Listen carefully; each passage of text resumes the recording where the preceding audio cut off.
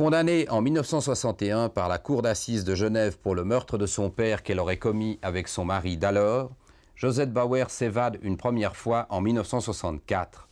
Elle sillonne l'Europe puis s'installe en Algérie, vivant clandestinement et sous une fausse identité, mais sans négliger de faire brûler la passion qui l'animera au fil de son parcours, celle du cheval. Impliquée dans des opérations de transport de drogue organisées par la French Connection au début des années 70 et portant sur près de 14 kilos d'héroïne, Josette Bauer est réarrêtée avant de s'évader une fois encore. Elle vivra 7 ans dans une nouvelle clandestinité avant d'être enfin extradée à la Suisse en 1981 pour y purger le solde de la peine prononcée 20 ans plus tôt. Elle est l'auteure de l'ouvrage que viennent de publier les éditions Favre, intitulé « Une femme en cavale ». Josette Bauer, bonsoir. Bonsoir. Merci d'avoir accepté cet entretien. Je viens de le mentionner, votre première arrestation date de 1959, sous le coup d'une accusation d'une extrême gravité, puisque l'on vous imputait avec votre mari le meurtre de votre propre père. Comment s'est déroulée cette arrestation? Comment est-ce que vous l'avez vécue? Mon mari a été arrêté donc en 1959, avant moi, parce que je n'étais pas à Genève. Je m'étais rendue à Avenches parce qu'il y avait une vente aux enchères de cheval. Et il a été arrêté à 7 h du matin, j'étais déjà partie.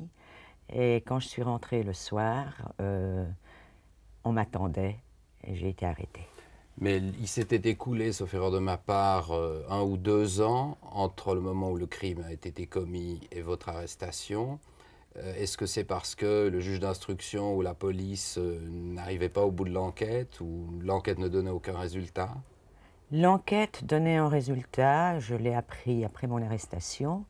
Il savait presque 15 jours ou 3 semaines après, il savait qui était le meurtrier. Ils avaient trouvé des preuves, mais je l'ignorais totalement. Mon mari était au courant, mais il ne m'en a pas parlé. Et j'ignore la raison pour laquelle nous avons été arrêtés 1 an et demi plus tard. Alors cette arrestation et par conséquent votre première incarcération à la prison de Saint-Antoine à Genève, vous l'avez vécue dans quelles conditions psychologiques? Je l'ai très mal vécu parce que à l'époque c'était le secret, mais sans lecture, sans rien du tout. Sans communication. Sans communication, sans la possibilité de voir son avocat et ne sachant absolument pas ce qui se passait. En plus de ça, la détention était vraiment pénible. C'était les vieilles cellules avec le soupirail en haut, la tinette, le broc et la cuvette et la paillasse. Mais vous, de par votre éducation, ce que vous aviez pu vivre durant votre adolescence, vous n'étiez pas particulièrement préparé à rencontrer un jour la vie carcérale, la vie de pénitencier. Est-ce qu'on peut dire que l'adaptation vous a été facile ou est-ce qu'elle a été extrêmement difficile? Elle a été extrêmement difficile. Oui, parce que je pense qu'elle est difficile pour tout le monde. Pour moi, déjà un peu rebelle à l'époque, c'était vraiment très, très, très pénible. Alors d'ailleurs, dans les portraits qui étaient faits de vous par la presse à l'époque, on décrit une jeune femme parfaitement frivole qui a le goût des voitures de luxe ou de la vie nocturne ou d'une certaine vie facile. Est-ce que vous vous êtes reconnu à l'époque dans ce portrait qui a été brossé de vous? Je m'y suis pas reconnue parce que j'ignorais les portraits que l'on faisait de moi. Nous n'avions pas accès à la presse. Et donc, tout ce que je savais, c'était par Maître Steiner, qui était mon avocat. Et il ne me parlait pas de ça, bien sûr, on ne parlait que de l'affaire. Mais lorsque vous les avez lus beaucoup plus tard, est-ce que vous avez ressenti un choc, comme un décalage entre le regard que vous portiez sur votre propre personnalité et l'usage ou le descriptif que la presse en faisait, ou est-ce que ça vous paraissait finalement assez bien correspondre? Ça ne me paraissait pas du tout correspondre. Et je l'ai lu... je l'ai lu 30 ans plus tard, quoi. Je l'ai lu à ma sortie de prison, ici en Suisse, après avoir été donc livré à la Suisse par les autorités américaines. Mais les valeurs qui étaient celles de la jeune fille de l'époque, celles que vous cultiviez, étaient lesquels? Alors, nous savons que vous avez bien sûr toujours eu le goût des chevaux en particulier, mais vos valeurs cardinales par rapport à l'éducation que vous aviez reçue, c'était lesquelles à ce moment-là? C'était quand même des valeurs assez classiques. C'est-à-dire, pour moi, ce qui était important, du moment... J'étais une enfant de parents divorcés. Donc, pour moi, ce qui était important, c'était quand même la famille. Et une fois que j'étais mariée, mais j'étais vraiment terriblement insouciante. Et il faut bien comprendre que quand j'ai été arrêtée, j'étais très jeune, j'avais 23 ans. Quand le crime a été commis, j'en avais 21. Et je n'avais jamais été exposée à des coups durs dans la vie. J'avais été élevée dans des pensionnats. Et donc, Rien qui ne vous préparait à ce rien que qui me vous alliez préparait, rencontrer. non, absolument pas. Alors, le procès, la presse de l'époque en a beaucoup parlé, y compris à l'étranger.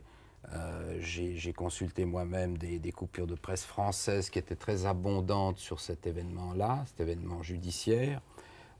Comment est-ce que vous l'avez traversé, ce procès? Je l'ai traversé un peu comme un cauchemar. Et j'étais sous tranquillisant. Et donc, c'était un peu cotonneux. Les souvenirs que j'en garde, c'est de la foule dans la cour qui criait Josette Bauer à mort. Et Ah, j'étais vraiment... j'étais ahurie, je ne pouvais pas penser que... J'étais dédoublée, je ne pensais pas que ça m'arrivait. Donc, vous étiez jugé effectivement par un jury populaire, enfin en tout cas qui décidait de votre innocence ou de votre culpabilité, oui. Déjà oui. 12 jurés à l'époque. Oui. Vous aviez le sentiment que vous étiez déjà jugé parce que la vindicte était très forte, relayée par la presse contre vous? Oui, j'y ai pensé. Donc le procès présentait un caractère non pas de simulacre mais symbolique parce que le verdict était entendu? Oui, j'y ai pensé. Parce que déjà Maître Steiner m'en a parlé juste avant le procès, donc après la clôture de l'instruction. Et il a fait un procès à Paris, à la Détective Magazine, qui a fait un petit rectificatif en dernière page où il fallait mettre des lunettes pour pouvoir le lire. Et donc, je savais que la presse était déchaînée. Je n'ai rien lu, mais je savais que la presse était déchaînée. Alors, vous contestiez, vous le contestez toujours, avoir été impliqué dans ce meurtre. D'ailleurs, c'était un meurtre ou un assassinat? Ça a été qualifié finalement de... Assassinat. Assassinat. Donc, vous contestez toujours avoir été impliqué d'une manière quelconque dans cet assassinat. Puisque votre thèse, si je l'ai bien lu dans votre livre, consiste à dire que c'est votre mari qui était l'auteur de cet assassinat, qu'il l'a commis hors votre sphère d'influence ou de décision, et puis vous auriez été mise à ce moment-là devant le fait accompli. Donc c'est la thèse que vous avez plaidée en cour d'assises à l'époque. C'est la thèse que j'ai plaidée, oui. Alors, lorsqu'à l'âge que vous aviez à ce moment-là, 23 ans, on s'entend prononcer une peine de 8 ans de réclusion, comment est-ce qu'on le reçoit? Comme l'éternité, comme une peine qui ne finira pas, quoi, qui va durer pour toujours. 8 ans, ça paraît énorme. Et votre mari, lui, a été condamné à 15 ans. Oui. Est-ce que vous aviez, compte tenu, je crus le lire, de la détérioration de vos rapports à l'époque, est-ce que vous avez ressenti une certaine compassion pour lui? Est-ce que vous étiez encore solidaire par le sentiment au moment de cette condamnation? J'étais solidaire par les promesses que je lui avais faites. Enfin, les promesses, je lui avais dit que je lui ai dit à l'époque que je ne le dénoncerais pas.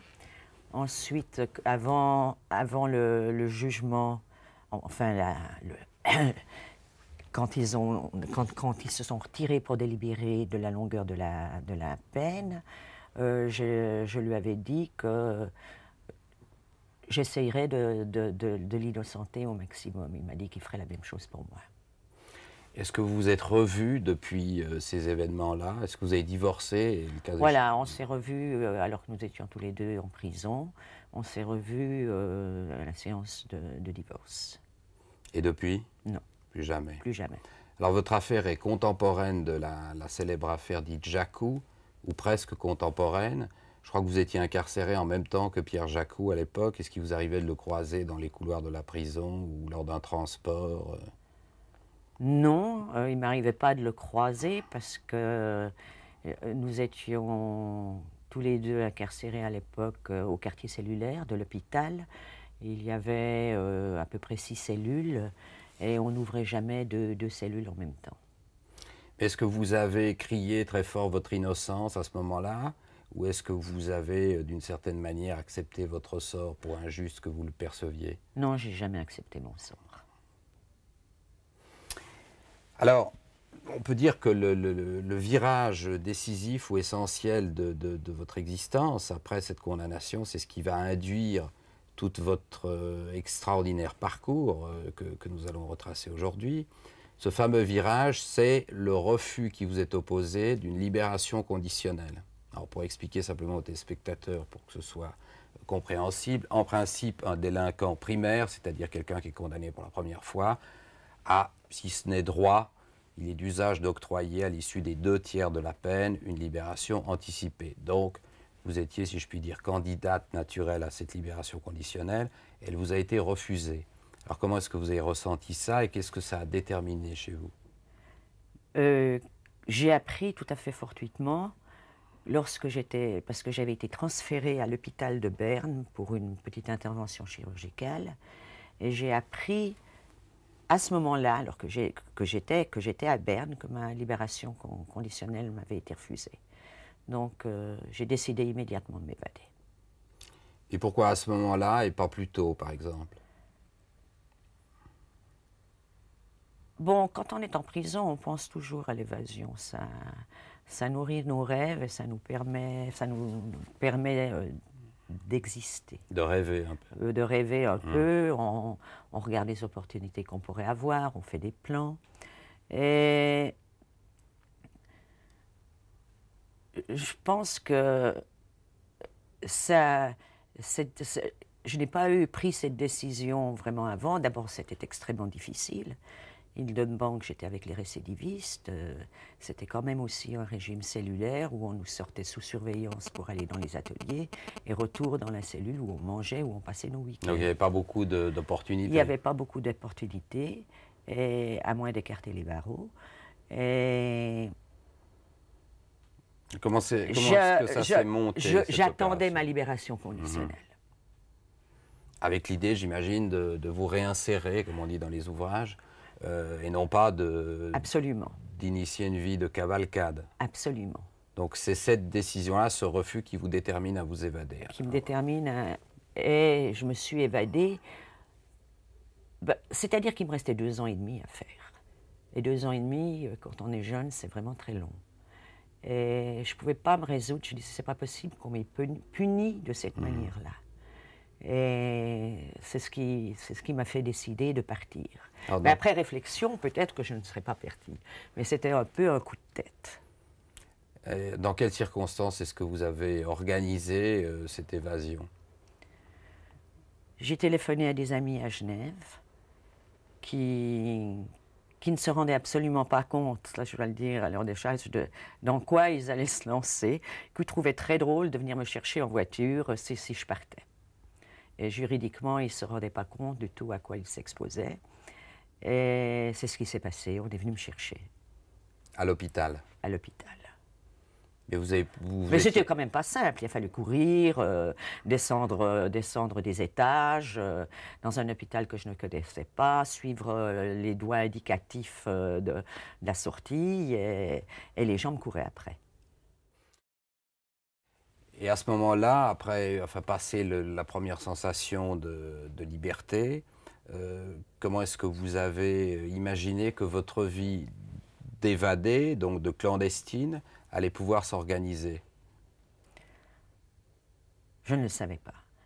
Mais ce que j'ai réalisé, donc j'ai offert, parce que j'ai appris, j'avais quand même téléphoné à mon avocat, donc j'ai appris par mon avocat que la libération conditionnelle m'avait été refusée, mais que c'était pour m'apprendre une leçon et que ce serait pour 6 mois. Donc j'ai dit, ah ben pour 6 mois, je me rends. Donc Et j'y retourne. J'y retourne. Et la police, enfin, les autorités genevoises ont absolument dit il n'y a pas de marché, son arrestation est imminente. Ce qui m'a naturellement braqué un peu plus, et j'ai dit bon, ben, qu'ils viennent me chercher. C'était quand même prendre de très gros risques pour un solde de peine qui finalement n'était pas très important. Oui, bon, c'était 2 ans et demi pour moi. 2 ans et demi ou moins, si peut-être, si Oui, vous oui, étiez oui. rentré. Oui, Peut-être pas, puisque Peut-être vous pas. étiez évadé. exactement. Et alors, comment est-ce que vous avez commencé à vous organiser dans cette clandestinité? Parce qu'il faut tout de même des moyens, puisque tout coûte plus cher lorsqu'on est en cavale, et il faut une certaine organisation, des relations que vous n'aviez pas. Comment est-ce que vous avez tissé ça à ce moment-là? Quand on est en prison, on a quand même des contacts. Et donc, j'ai pu contacter des gens que je ne connaissais pas, mais qui avaient été en prison aussi, et obtenir de l'aide ainsi. Et bon, on va t'aider. Alors bon, ben ça démarre comme ça, lentement, et puis pour finir, on m'a bien aidé, quoi. J'ai pu partir pour Paris. Donc aider, ça veut dire l'hébergement, un peu L'hébergement. d'argent. Non, là je dois le dire, c'est ma mère qui m'a versé une somme assez importante.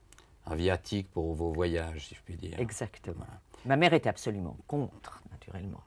Mais elle a quand même décidé de m'aider financièrement. Et pas de fausse identité encore à ce moment-là. Ah non, absolument pas.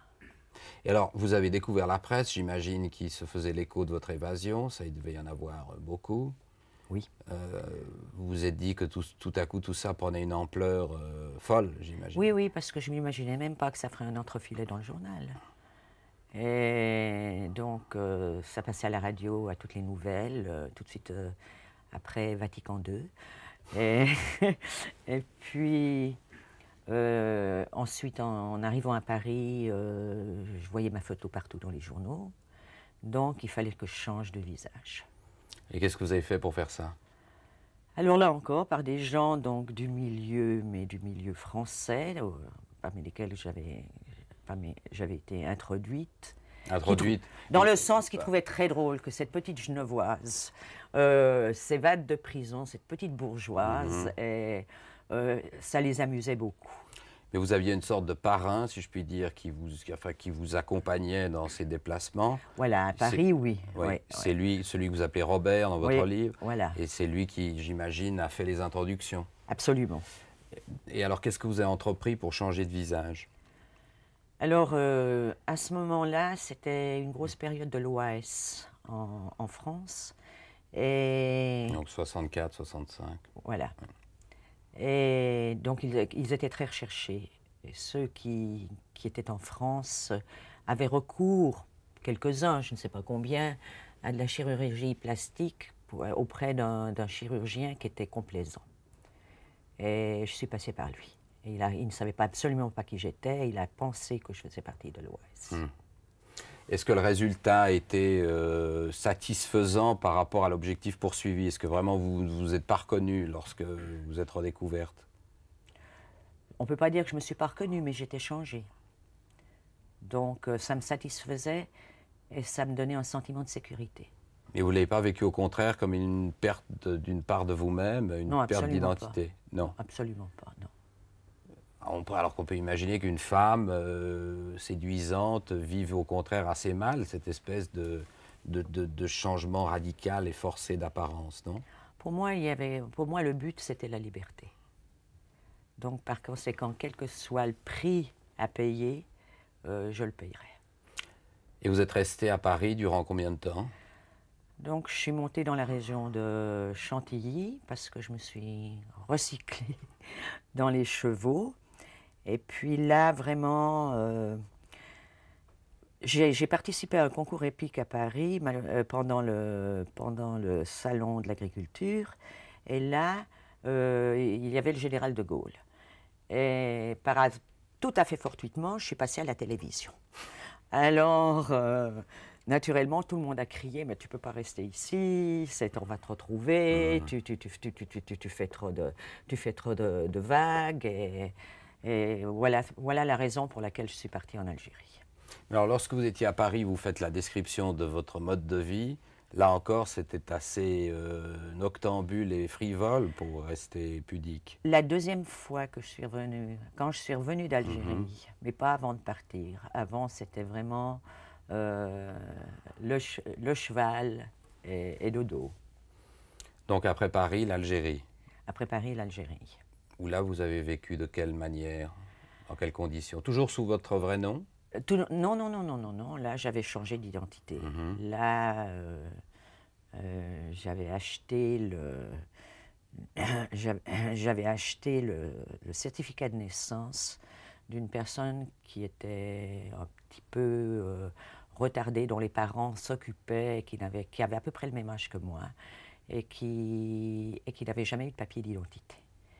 Et avec cet acte de naissance, j'ai demandé une carte d'identité, et puis un passeport, et puis j'étais parée pour voyager. Et alors en Algérie, vous avez vécu dans une certaine quiétude?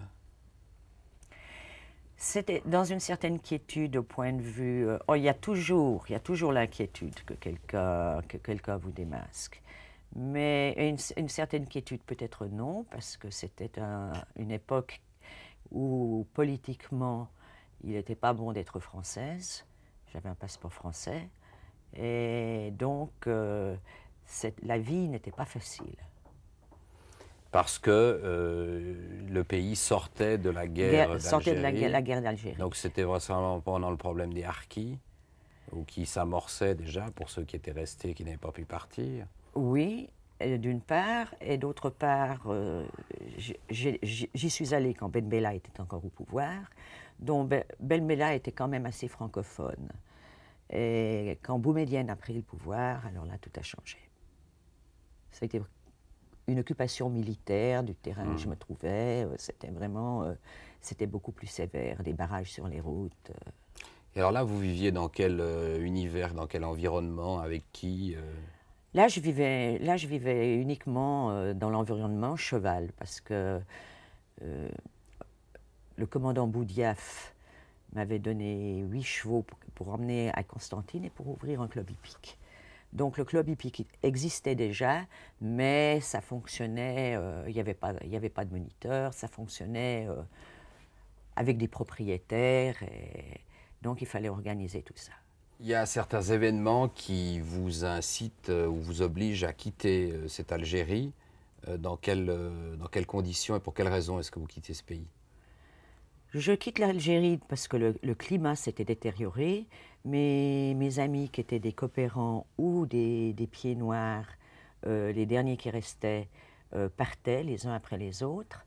Et j'avais été violée, avec un bras cassé, enfin frappée, violée. Et je n'avais pas dénoncé, je n'étais pas allée au consulat pour dénoncer mon agresseur. Parce que vous n'étiez pas en situation de le faire? J'avais quand même peur qu'on fasse une enquête approfondie. Et mon agresseur, qui avait un poste de haute responsabilité dans le Constantinois, voulait absolument m'épouser. J'aurais été sa deuxième femme, probablement. Et naturellement, moi, je ne lui adressais pas la parole. J'étais folle furieuse. Et il m'a fait arrêter pour interrogatoire qui n'a pas duré longtemps. Mais là, je me suis rendu compte qu'il y avait danger. Donc, c'était une des raisons pour lesquelles il fallait que je parte. Mais les gens qui vous entouraient dans ce pays ou dans d'autres étaient tous au courant de votre situation, de votre passé? Non, absolument, je n'avais pas de passé. Et personne ne vous demandait d'où vous veniez, pour quelles raisons vous étiez là, comment vous y étiez arrivé? Oui, bon, on me demandait, mais comme j'avais été envoyée là par le commandant Boudiaf, j'ai dit que j'aimais l'Algérie, que c'était un beau pays et que je désirais m'y établir. Donc vous quittez l'Algérie, vous repartez pour Paris. Oui, Et là, vous retrouvez celui que vous appelez toujours Robert dans votre livre, qui est resté oui, proche de vous. c'est lui qui me retrouve. Mhm. Alors qu'Interpol me cherchait partout, lui m'a retrouvé, je ne l'ai pas contacté, et parce que j'ai essayé de retrouver du travail dans la région de Chantilly. Et il m'a dit, tu ne peux pas rester en France, c'est pas possible. Donc j'ai vécu quelque temps à Paris. Alors c'est Et là que vous le décrivez dans votre livre, que la vie que vous menez est assez frivole, noctambule, ben oui, je suis le mouvement. légère. Oui, je suis le mouvement. Et puis, et je m'étourdis. Et Parce qu'on a l'impression que vous viviez la nuit, oui, véritablement, à cette voilà, oui, je époque-là. vivais la nuit, ce qui me convient pas du tout. J'étais loin des chevaux, loin de la nature, j'étais en ville. Et j'étais vraiment pas heureuse. Mais j'étais totalement à la merci de Robert. Alors là, financièrement, parce que je n'avais plus d'argent, je ne voulais pas en demander à ma mère. Et au bout d'un certain temps, c'est-à-dire que je suis revenue au mois de décembre en France, et au mois de mars, il m'a dit que j'avais meilleur temps de partir pour l'Espagne, que là, il y avait des chevaux, je trouverais du travail, et en même temps de lui rendre un petit service et de transporter de l'or. Alors, pour en terminer avec cette période parisienne, mais c'est une note qui vous suit tout au long de votre parcours, vous ne faites pas mystère dans votre livre de ce qu'il faut appeler vos préférences sexuelles. C'est quelque chose dont vous pensez qu'elles ont été induites par la prison, par votre nature ou par nécessité quelquefois? Je pense par ma nature, par ma nature. Et puis, non, pas par nécessité, non. Plutôt par goût. Par goût et aussi par entente, c'est-à-dire peut-être pas par goût, pas par goût vraiment physique, bien que, mais j'ai plus d'affinité avec les femmes qu'avec les hommes. C'est pas tout simplement au départ un réflexe d'adaptation à la prison ou Non, nécessairement pas vous du êtes trouvé tout. dans un environnement exclusivement féminin? Non, alors absolument pas. Absolument pas, c'est pas par rapport à la prison. Parce que d'abord, on sait bien que les, les prisonniers sont des gens qui se rencontrent et puis qui ne se reverront pas après. Donc il n'y a pas... il n'y a, la seule affinité qu'il y a, c'est qu'on C'est la sait... détention. C'est la détention. Donc vous quittez Paris pour l'Espagne. Oui. Et comment est-ce que vous vivez là-bas et dans quelles conditions? Alors en Espagne, je vis... Au début, donc, je suis à Madrid. Je vis assez mal. L'or que j'avais amené a été détourné. Donc il y a des règlements de compte. Et je trouve ça absolument épouvantable. D'autre part, la moitié des gens disparaissent. Et disparaissent, j'entends, physiquement parce que tout le monde a un peu peur. Et je décide de partir pour le sud de l'Espagne. Et de me lancer dans les chevaux là-bas. Parce qu'à Madrid, je n'avais pas réussi. Lorsque vous mettez à transporter de l'or, ou plus tard, on va le voir, de la drogue, vous êtes consciente de perpétuer un statut d'évadé, de délinquant, avec un crescendo dans l'activité criminelle, et donc de créer une situation dont vraisemblablement vous n'allez plus pouvoir vous sortir. Oui, absolument, mais au moment où on m'aide pour obtenir des papiers, il va falloir quand même que je renvoie l'ascenseur. Et j'entends... Et pour moi, transporter de faux Napoléon, c'était... Qui est-ce qu'on les est? Le fisc français, le trésor français, ça ne me paraissait pas vraiment important. Donc vous arrivez dans le sud de l'Espagne, et là, comment est-ce que vous arrivez à construire quelque chose, finalement, autour de votre activité favorite? Ça vous suit tout au long de votre existence, ce goût des chevaux, du dressage. Oui, alors je suis à Alicante, et là, il y a... Non, oui, je suis à Alicante, et là, il n'y a pas vraiment de club hippique, il n'y a pas grand-chose. Alors je monte en course un petit peu, je me fais un petit peu d'argent comme ça, sur des paris. Et puis, mais je je survis, donc j'existe à peine parce que financièrement, je n'arrive pas à m'en sortir. Et là, je suis rejointe par Willy, donc qui a été arrêté en même temps que moi à Miami, et qui me dit que Robert m'attend à Paris. Donc, je prends l'avion et je vais à Paris. Alors, dans quelles circonstances est-ce que vous prenez contact, si je puis dire, avec les États-Unis? Et comment s'organisent ces opérations de transport de drogue? Écoutez, ça semble quand même, c'est quand même assez au point, dans le sens que la première fois, donc j'ai pris l'avion depuis Paris pour Boston, et puis là depuis Boston pour Montréal. Donc avec la drogue sur vous? Non, alors avec la drogue sur moi pour Boston. Quelle quantité? 3 kilos. D'héroïne? Non. 8 kilos d'héroïne. D'héroïne? Non, pas 8 kilos, 4 kilos d'héroïne. Sur vous? 8 paquets. Sur vous? 8 paquets d'une livre. Oui, c'est assez volumineux parce que l'héroïne est très légère.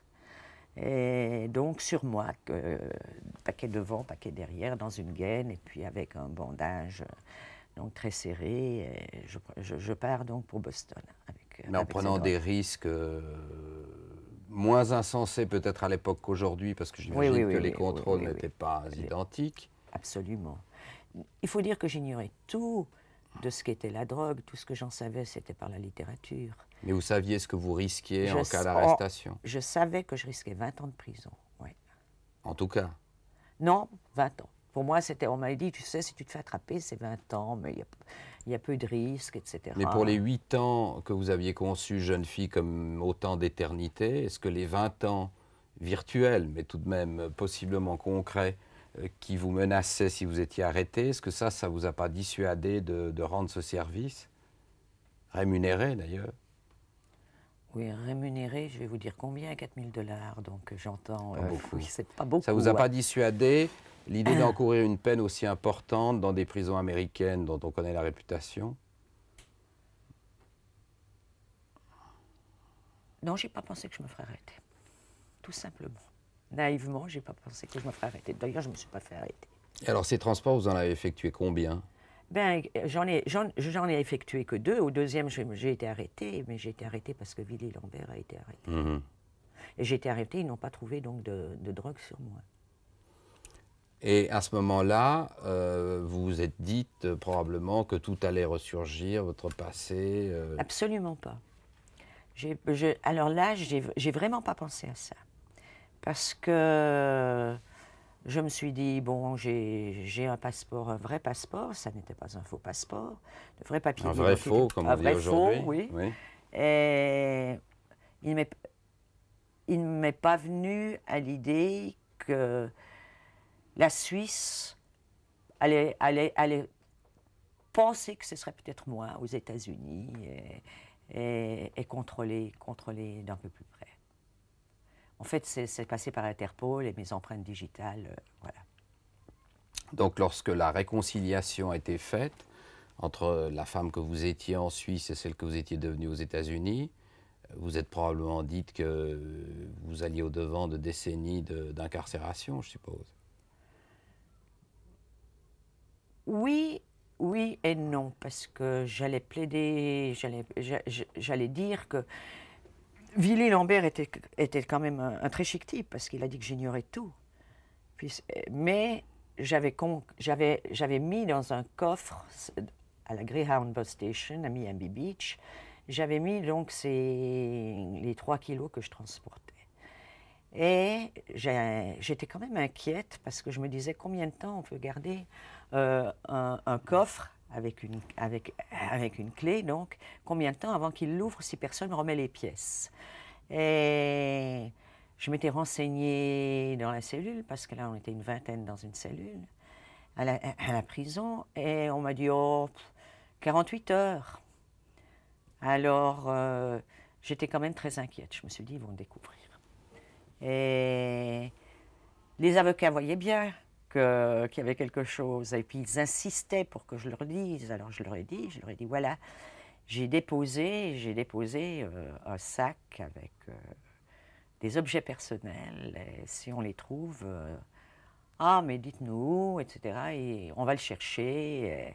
Et c'est le moment où vos avocats ont été impliqués aussi. Alors eux, ils ont été impliqués parce qu'il y avait quand même il y avait à peu près 160 agents qui travaillaient sur cette affaire. Et ils ont été impliqués et ils ont tout de suite dit que je leur avais remis ce sac en leur disant de ne pas l'ouvrir, que c'était des effets personnels, qu'ils ne l'avaient pas ouvert. Et qu'ensuite ils l'ont ouvert, ils ont vu que c'était de l'héroïne. Comme j'étais leur cliente, ils l'ont balancé dans les toilettes. Or, c'était invraisemblable parce que la police scientifique est arrivée, c'est très volatile, il n'y avait aucune trace. D'autre part, le marché à Miami avait été inondé. Donc, ils ont été inculpés. Seulement, il fallait que je témoigne à leur procès. Par conséquent, ils ont proposé un marché au nouvel avocat que j'avais, qui m'a conseillé de le faire. Et ils ont dit que, alors à ce moment, j'encourais une peine de 90 ans. Et donc c'est alors là que j'ai accepté le marché, voilà, mais sans penser qu'il y aurait une suite. qui est une institution inconnue pour l'instant des sphères judiciaires continentales, enfin européennes, suisses en particulier, qui est un marché que l'on peut passer avec l'autorité, où moyennant une collaboration ou un témoignage, une peine réduite est prononcée. Donc c'est ce type de marché-là que vous avez passé. Oui, avec la promesse formelle de ne pas être extradé à la Suisse. Je ne serai pas extradé à la Suisse et je serai extradé dans un pays de mon choix. D'accord. Et à ce moment-là, on croit comprendre que vous, non pas vous nouez des liens particuliers avec un juge, mais vous avez un juge de prédilection qui est celui devant lequel ce marché est passé et qui vous protège par la suite. Donc oui, et qui m'a condamné. Donc c'est le juge qui m'a condamné. À combien ? Il m'a condamné à 5 ans pour trafic de drogue, 2 ans pour association de malfaiteurs, avec un maximum de 3 ans à faire. Ce qui était peu compte tenu de la peine que vous encouriez. Ah oui, hein, par rapport à 90 ans. Donc par conséquent, pour moi, il n'y avait pas de raison de chercher à m'évader et de partir. Et en plus de ça, on m'a tellement... Parce que je suis restée quand même 6 mois dans une sorte d'instruction, on faisait des recherches, etc. J'ai passé au détecteur de mensonges. Enfin, c'était vraiment... Parce qu'on m'a dit que si je mentais une seule fois, il le saurait. Le marché tombait. Le marché tombait. Et c'est comme ça qu'on m'en questionnait. Et chaque fois que je disais non, maintenant je m'arrête, on me disait c'est 90 ans. Puis à la fin, on me disait on vous renvoie en Suisse en disant à tout le monde que vous avez collaboré. Ce qui vous exposait cette fois-ci. Alors cette fois-ci à une peine capitale. D'accord. Donc vous êtes réincarcéré à quel endroit après votre condamnation? À Alderson, en Virginie occidentale. Alors ces prisons américaines dont on parle beaucoup sans toutefois les connaître bien, vous aviez, si je puis dire, les moyens de la comparaison puisque vous connaissiez les prisons suisses. Quel regard différencié est-ce que vous portez sur l'un et l'autre des systèmes pénitentiaires? Alors, la prison américaine est axée quand même un peu plus sur la réhabilitation. Vous avez des possibilités de travail et puis de gagner un peu d'argent, mais vous avez des possibilités d'études. Et donc, mais c'est quand même assez extraordinaire. On était environ 500 prisonnières dans cette prison. Et ce qui est extraordinaire, c'est que sur ces 500, je dirais qu'on était une dizaine à faire des études. Les autres prisonniers ne saisissent pas cette chance. Alors qu'elle est offerte à chacune. Elle est offerte à chacune. Donc il y a une espèce de droit à la formation. Il y a un droit à la formation, donc il faut passer des examens. Donc pour moi, c'est comme c'était l'université, j'ai dû passer le California Achievement Test, pour ce qui est un baccalauréat, mais très simplifié. Et puis... et du point de vue de la rigueur intérieure, est-ce que c'est plus dur? Est-ce qu'il y a plus de bagarres? Alors, entre prisonnières, c'est très dur. Il y a des bagarres, il y a des meurtres.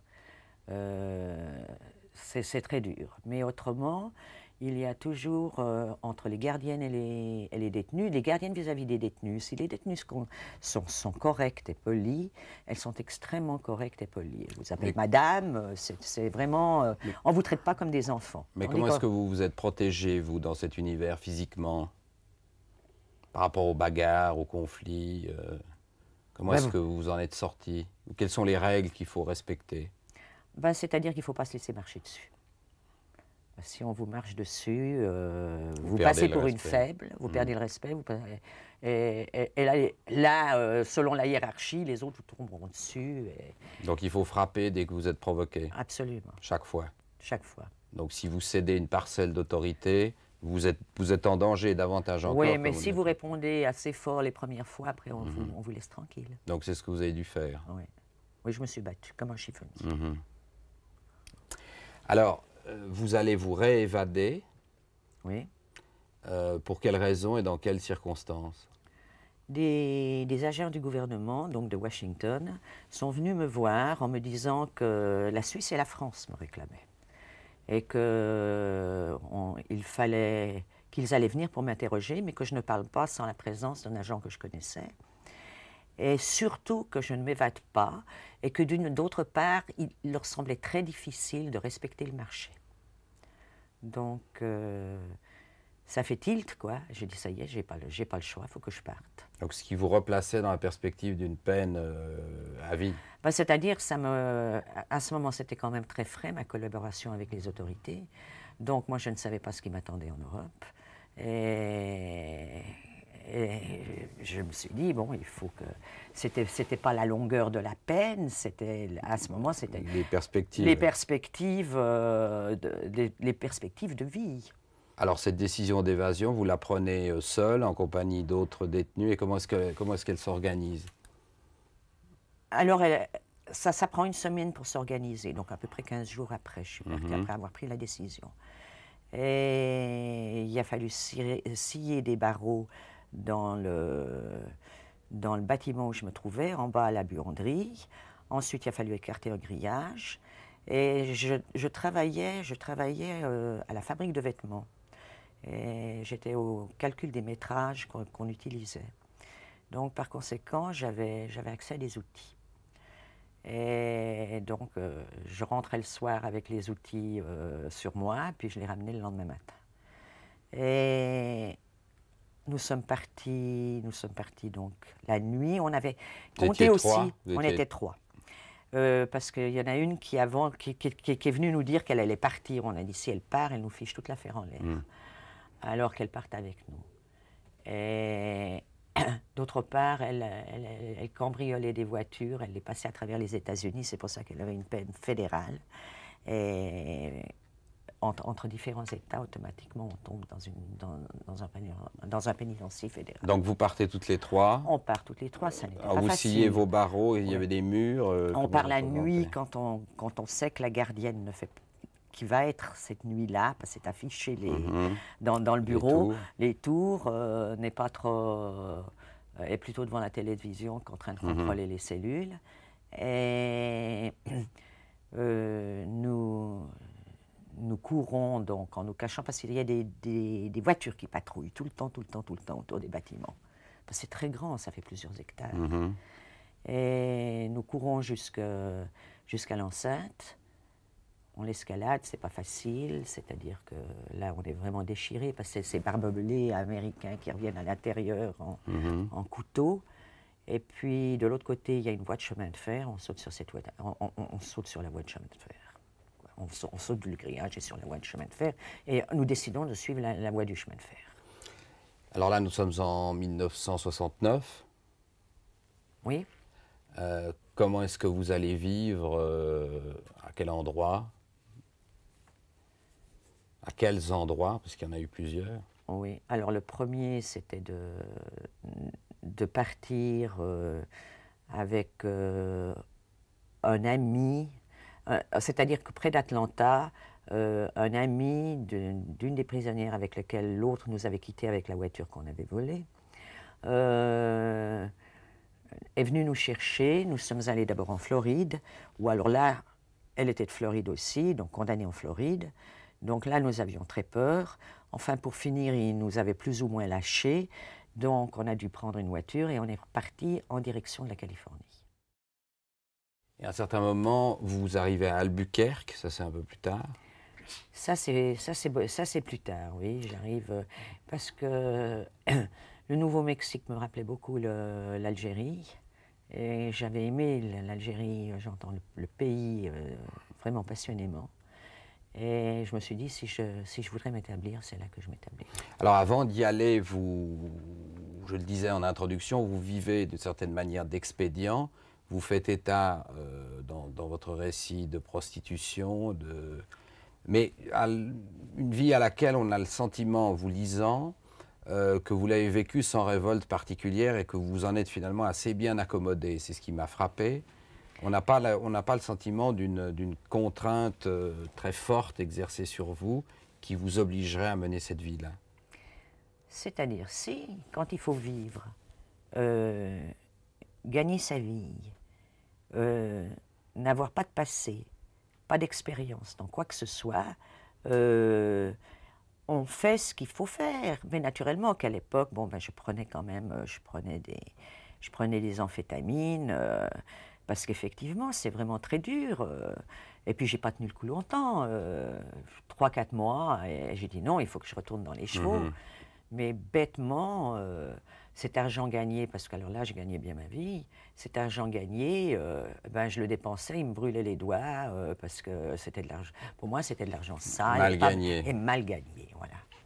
Vous êtes aux États-Unis, vous avez recouru à ce qu'on appelle des expédients par nécessité, vous le disiez. Votre passion, c'est toujours le cheval. Alors comment est-ce que ça s'organise là-bas? Plutôt bien, dans ce domaine-là. Eh bien, je quitte du jour au lendemain, j'étais à Oklahoma City à ce moment-là, je quitte Oklahoma City pour Albuquerque et je vais me présenter dans des manèges. Et je commence par nettoyer les écuries. Et puis après, on me donne une élève, on me confie un cheval, puis j'ai une élève. Et puis, de fil en aiguille, je me suis mise à mon compte. Et ça marchait comment? Ça marchait très bien. Donc, je ne vais pas dire que je n'avais pas de soucis financiers, on en a toujours, mais j'étais très contente. J'ai réussi à gagner les championnats du sud-ouest américain. J'ai été sélectionnée, parce qu'on ne savait pas que je n'étais pas américaine, donc j'ai été sélectionnée pour les essais pour les Jeux olympiques. Et puis, j'étais juge de dressage et j'allais jusqu'à la Nouvelle-Orléans pour donner des leçons. Alors vous vous appeliez comment à ce moment-là? Jean Baker. Comme Norma Jean Baker? Comme Norma Jean Baker, mais sans le savoir quand j'ai pris ce nom. D'accord. Et qui est-ce qui vous avait établi ces faux documents à ce moment-là? Ben, il n'y avait pas de faux documents. Je me suis lancée, je suis partie pour la Nouvelle-Orléans en me disant qu'on ne remarquerait pas mon accent. Naïvement, que ça passerait mieux. Puis là-bas, j'ai demandé une carte de Social Security, là, donc de sécurité sociale. Avec cette carte, j'ai dit que je n'avais jamais passé de permis de conduire. J'ai été passer mon permis de conduire. Et le permis de conduire avec une photo dessus, ça fait preuve d'identité aux États-Unis. Donc, par conséquent, j'avais une identité. Puis j'ai ouvert un compte en banque, et puis voilà.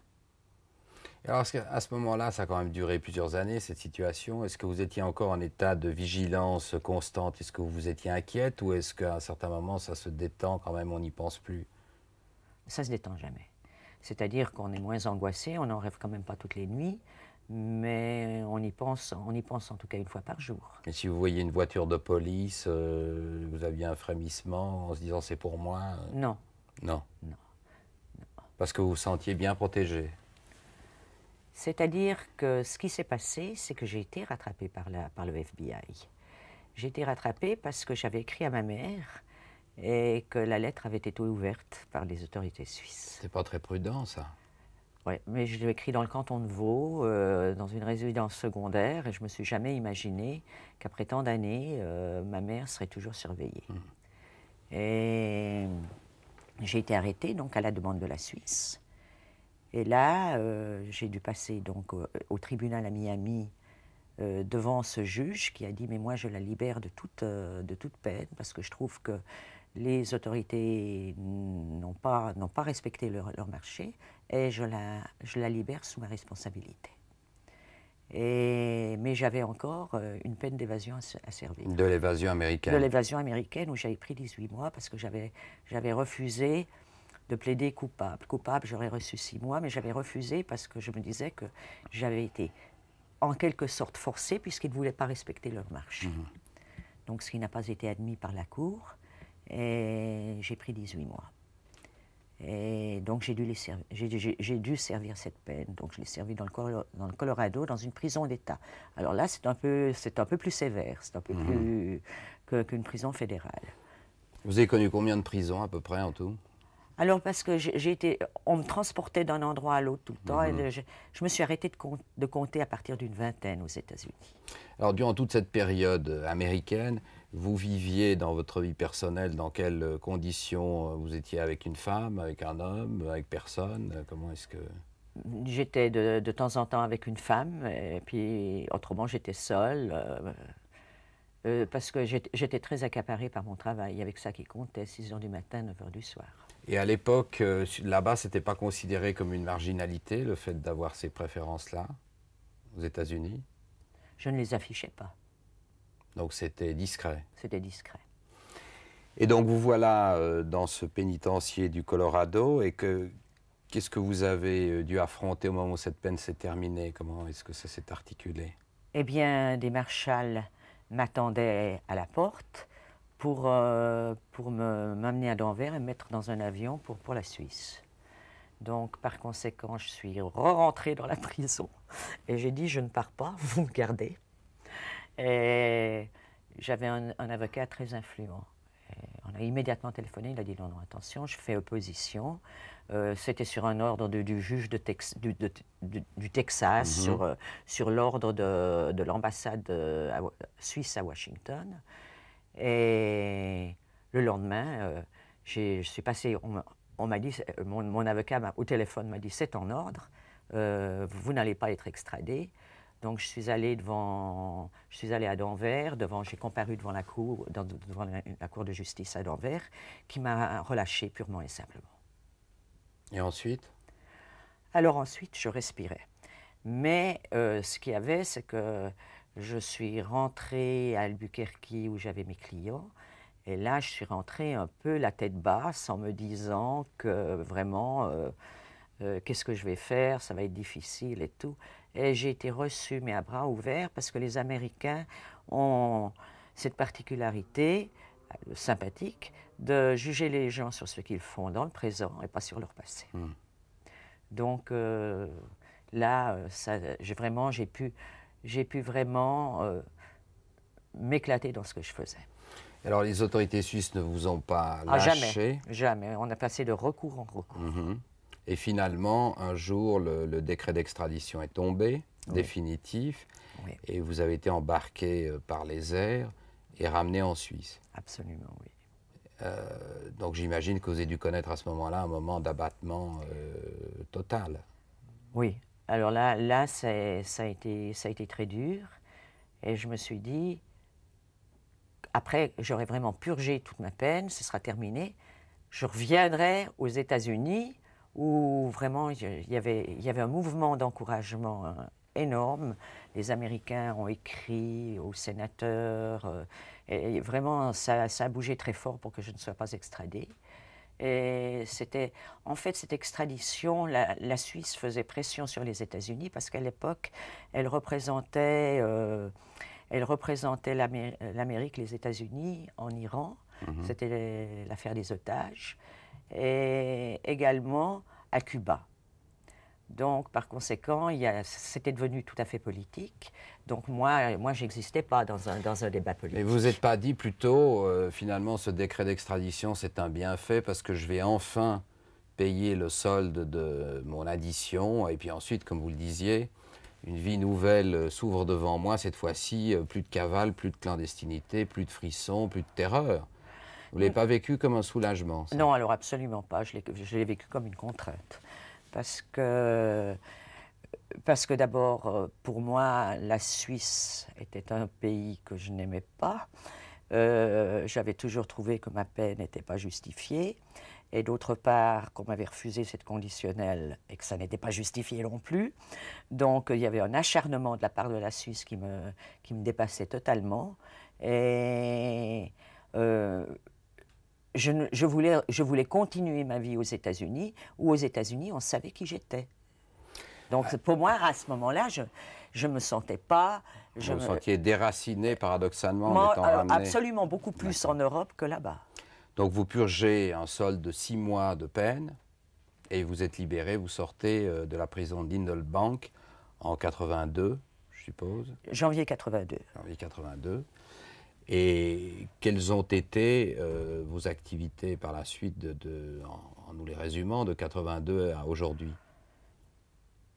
Ça a été très difficile parce qu'en revenant naturellement, je ne pouvais pas dire, en étant libérée, je n'ai pas dit que j'étais Josette Bauer, donc il fallait trouver du travail. Donc je suis allée dans les chevaux, mais là il a fallu que je commence par le palefrenière. Ensuite j'ai entraîné des chevaux de propriétaire. En Suisse? En Suisse. Et puis, mais dans ces métiers-là, on est payé au tarif de l'agriculture, c'est-à-dire avec un lance-pierre. Et j'avais vraiment de la peine à me débrouiller. Or, on m'a offert un travail dans les chevaux à Sainte-Croix et j'y suis allée pour m'occuper d'enfants handicapés et d'enfants normaux aussi. Et je me suis dit, chic, là, je retourne apprendre aux jeunes à monter à cheval. Et ça me plaisait beaucoup, j'y suis allée, mais la personne qui m'avait engagée ne pouvait pas me payer. Le manège était en faillite. Elle savait qui vous étiez? Non, absolument. Je ne l'ai dit à personne dans aucun de mes emplois. Et pourquoi j'ai parlé de... C'est la première fois qu'en fait, c'est dans ce bouquin que j'en parle. Et pourquoi n'être pas retourné aux États-Unis à ce moment-là? Parce que les autorités américaines ont décrété que pour le moment, j'étais persona non grata, que j'avais transporté de la drogue et que par conséquent, qui avait été condamné dans un trafic de drogue n'avait pas le droit de revenir aux États-Unis. On ne m'a même pas autorisé, à ce moment il y avait encore des visas, on ne m'a même pas autorisé un visa de touriste. On m'a dit, vous, dans quelques années, réintroduisez une demande. Or... Alors au terme de ce périple, pour l'appeler comme ça, vous prenez la décision d'écrire ce livre. Pourquoi si tard, pourquoi à ce moment-là, et pourquoi tout simplement en avoir écrit un qui révèle certains côtés de votre personnalité qui peuvent être reçus comme étant non séduisants par un lecteur pas nécessairement moyen. Certainement, mais je voulais rétablir certaines vérités, parce qu'il y avait quand même, à Genève, les gens m'avaient reconnu, il y avait énormément de commérages qui me revenaient aux oreilles, et là, on amalgamait tous les crimes de l'époque, on me les mettait sur le dos. Et donc, il y avait ça d'une part, et d'autre part, c'était un ami, enfin, le mari d'une amie, qui allait l'écrire en lequel j'avais toute confiance, et il n'avait jamais écrit de livre, et j'étais persuadée qu'il ne le terminerait jamais. Et je m'étais engagée vis-à-vis de lui, et il a consacré 3 ans de sa vie à ce bouquin. Donc, par conséquent, il fallait aller jusqu'au bout. Moi, quand je donne ma parole, j'y vais. Voilà. Alors, voilà comment il s'est fait. Il se vend bien. Écoutez, la première édition a été épuisée. On en est à la 2e édition, et je ne sais pas à quel niveau. Quoi. Alors, lorsque vous portez un regard rétrospectif sur tout votre trajet, tout de même extraordinaire au sens étymologique du terme, sort de l'ordinaire, toute l'énergie que vous avez dû y insuffler, tout ce que vous avez subi, est-ce qu'il vous est arrivé de vous dire que toute cette énergie, vous auriez pu la canaliser différemment, peut-être plus positivement pour vous et pour certains autres? Est-ce que vous ne regrettez pas de vous être embarqué finalement sur la voie du crime la majeure partie de votre vie? Oui, mais écoutez, c'est justement la question. J'ai passé combien de temps en prison et combien de temps ont duré mes activités illégales? Un laps de temps très court. Et autrement, j'avais une vie normale. Je m'occupais de chevaux, etc. Ça c'est naturellement... En fait, il y a 2 chapitres qui sont consacrés à ça dans le livre, et c'est ce que les gens, ça ne les intéresse pas. La seule chose qui les intéresse, c'est effectivement les activités illégales. Et... j'étais dans ces activités illégales parce que j'avais l'impression que je ne pouvais pas faire autrement. Et en quelque sorte un peu forcée par le destin. Mais vous n'étiez pas à ce point dépourvu d'armature morale qu'au contraire, vous y basculiez avec une certaine bonne volonté? Non, non, non, je pense pas, parce que j'ai depuis que je suis en Suisse, j'ai jamais commis quoi que ce soit d'illégal. Je crois que j'ai eu, bon, j'ai eu des amendes comme tout le monde, mais pour parking et excès de vitesse. Jusque-là, ça va. Jusque-là, ça va. Et puis c'est absolument tout. Il n'est pas question pour moi de voler un sac à main. D'ailleurs, j'ai jamais volé. Non, j'avais quand même une certaine morale, je me rendais bien compte. Mais je vivais dans l'illégalité à ce moment-là. Une fois que j'ai été relâchée aux États-Unis, j'ai quand même toujours été une rebelle, en quelque sorte. Mais il n'était pas question pour moi de flouer qui que ce soit. Et vous pensez, pour en terminer, que si en 1964, cette libération conditionnelle vous avait été octroyée, vous auriez connu la prison à nouveau ou jamais? Jamais. Parce que je pense qu'1 million de dollars ne valent pas un jour de prison. Ni un jour de liberté? Ni un jour de liberté. Merci.